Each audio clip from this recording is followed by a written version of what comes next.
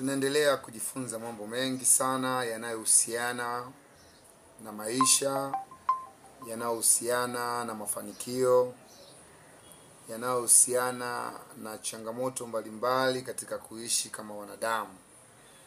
Lakini leo nimeguswa na kitu kimoja, nataka na wewe nikushike mkono, kwamba kuna watu wengi sana wanaishi kwa kuangalia fulani anafanya nini. Kuna watu wengi sana wanaishi kwa kutazama fulani amefanikiwaje. Si kitu kibaya kuwa inspired na mtu fulani aliyefanya kitu fulani katika maisha kwa ukubwa, kika make headline au kwa namna yoyote, lakini kikafanya watu wengine washawishike kuwa. Leo nimejifunza kupitia picha. Nimejifunza kupitia picha kwa sababu nimepiga picha nyingi sana, lakini nikajaribu kuzitazama zile picha na miaka yake. Lakini nikagundua kwamba haimaanishi hata siku moja mtu ambaye ulimfahamu miaka 10 iliyopita, yeye akafanya kitu chake na wewe ukaishi katika kitu chako, leo hii akawafanikiwa, akawa tajiri mkubwa sana, haimaanishi kwamba Mungu ana upendeleo. Haimaanishi kwamba riziki ya yule na ya kwako Mungu amependelea. Hapana. Kila Mungu anachokifanya kwa mwanadamu huwa kina makusudi yake. Kwa mfano mimi, nikikuonyesha picha ya kwanza hapa. Hii picha imepigwa tarehe 13 mwezi wa 3 mwaka 2014. Yaani siku kama ya leo. Lakini picha hii, tukiangalia umri wa hii picha ni miaka 10 tu. Lakini katika hiyo miaka 10, watu hawa mimi niliopiga nao picha sasa hivi, kuna uwezekano kupiga nao picha kweli ninawezekana, lakini ikawa kuwapata ni shughuli kubwa sana. Kwa sababu kipindi kile ilikuwa ni rahisi, tuna maisha yaliyofanana kwa namna fulani, tuna level za kuishi ambazo zinakaribiana, lakini wao wamefanikiwa sana sasa hivi. Na kama wamefanikiwa sana, wamefanikiwa katika kile ambacho walikuwa wanakifanya. Lakini pia mimi siwezi kukaa kwanza kusema labda ningefanya kama wao, saizi ningekuwa kama wao. Hapana, mimi niliishi maisha yangu, na katika yale maisha niliyoishi niliridhika na kumshukuru Mungu, na nafurahia vile ninavyoishi. Sasa nataka kukupa moyo na wewe. Kuna watu wengi wamekuwa wakiumia sana kwenye mambo kama haya, kwamba unamuona fulani nilianza naye, yule nilisoma naye, yule bwana tulisoma wote chuo kimoja, bwana yule classmate wangu yule, bwana yule jamani nianza naye biashara ndogo. Lakini mwenzako amepiga hatua. Pale ulipogundua kwamba kuna mtu sehemu fulani ulikuwa naye, leo yuko sehemu fulani, angalia kwanza ni miaka mingapi imepita. Je, katika hiyo miaka yule amefanya mafanikio gani?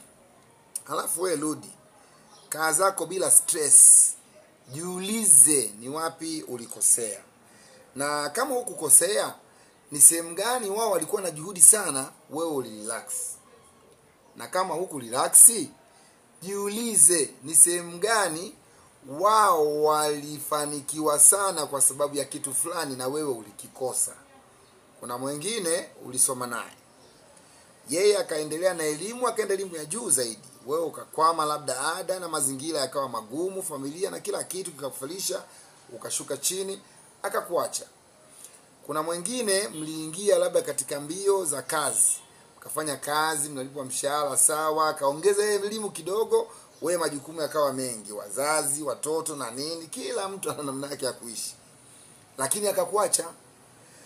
Kuna mwingine hakutaka kuvaa kuonekana vizuri mapema. Unajua kuna mtu mwingine akipata tu mshahara yeye anaanza kuvaa, pendeze, afanye nini.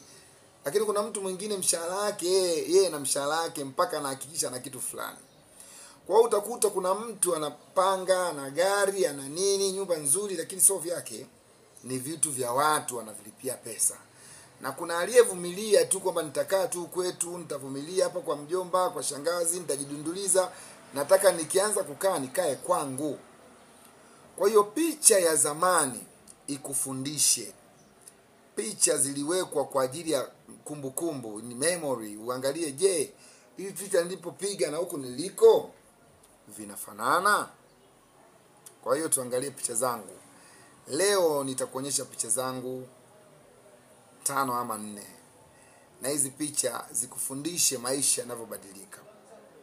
Maisha kwa mtu yoyote yanaweza kuwa mazuri. Mungu hana upendeleo. Ukiongeza juhudi kwenye unachokifanya, ukakifanya kwa moyo wa kupenda, ukafanya kwa weledi, hata kikiwa kidogo cha namna gani, kuna siku moja kitakuwa kikubwa cha kushangaza. Mimi nakwambia ukweli, achana na watu ambao walikuta mali katika familia zao. Lakini hata hizi mali walizo kutoka kwenye familia zao, kuna watu walipambana mpaka wale wakazikuta zile mali. Nataka wewe leo usiangalie umri. Nataka usimame, useme na mimi naweza kuwa tajiri. Utajiri hauna mipaka kwamba huyu alistahili na huyu hakustahili. Hapana. Kila mtu alipewa njia sahihi. Je, ulipita ile njia? Na kama hukuipita ulipotelea wapi? Kuna wengine wanapata hizo pesa mapema, akaishiria kwenye pombe. Kiangalia wanamuziki wengi sana wa nchi yetu, wamekuja wengi kujuta mwisho, lakini kule mwanzo walipata nafasi, walipata pesa, walipata mali, walipata magari, walipata kila kitu kizuri. Ulikiwekeza kile kitu? Siseme vibaya, lakini namuongelea rafiki yangu mwanamuziki ambaye ananinspire sana, Feruz. Alipewa gari na Wizara ya Afya kupitia Rais Benjamin William Mkapa kwa nyimbo moja tu inaitwa Starehe. Kwa hiyo kwa kile kipindi chake alifanya vizuri. Kama kuna wanamuziki leo wanaendesha magari, yule Grand Karaoke ya Jeep aliendesha yeye kipindi kile kule. Lakini je, sasa hivi Feruzi akiangalia picha zake zile za zamani za Starehe, anachukuliaje maisha? Haimaanishi kafika mwisho, haimaanishi muziki wake umeisha. No. Sometimes anatakiwa kusimama. Nimemwongelea huyu kwa sababu ni mfano halisi ambao uko wazi na wote tunaufahamu. Kwa hiyo sasa jitazame na wewe. Nakupa countdown ya picha zangu 5. Ujifunze kitu kupitia hizo. Na mimi mwenyewe kuna sehemu najifunza. Watu hawa miaka ile walivyokuwa na miaka hii walivyo. Je, tofauti ni kubwa sana.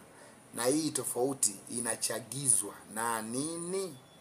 Je, ni karia tunazozifanya au ni namna ya jitihada na juhudi za mtu mmoja mmoja? Let's go. Huyu ni Wema Abraham Sepetu na Auntie Ezekieli. Picha iliyopigwa na Petit Mani wa Kuache mwaka 2014 Morogoro. Huyu ni Top in Dodoma kwa sasa, TID na Country Boy. Picha iliyopigwa Dar es Salaam mwaka 2013. Huyu ni DJ Ali B Asumani, DJ Spana, Jila the Boss. Picha iliyopigwa Dar es Salaam mwaka 2013. Huyu ni Babu wa Kitaa ambaye kwa sasa ni balozi wa kansa Tanzania. Picha iliyopigwa mwaka 2012. Huyu ni Diamond Platnumz akiwa na Omi Dimples. Picha iliyopigwa mwaka 2012. Na picha hizi zinanipa kumbukumbu ya kule nilikotoka na wapi sasa naweza kusimama. Ninakukumbusha, maisha ni safari ambayo kila mmoja hajui mwisho wake. Maisha ni safari iliyojaa milima na mabonde. Maisha ni safari inayofundisha, inayokufanya wewe uone unapotoka lakini si unapokwenda. Matokeo yoyote katika maisha yametokana na vile ulivyoishi kutoka mwanzo. Hata sasa bado una nafasi. Itazame picha yako ikukumbushe ulikotoka na kisha simama na uanze upya safari yako.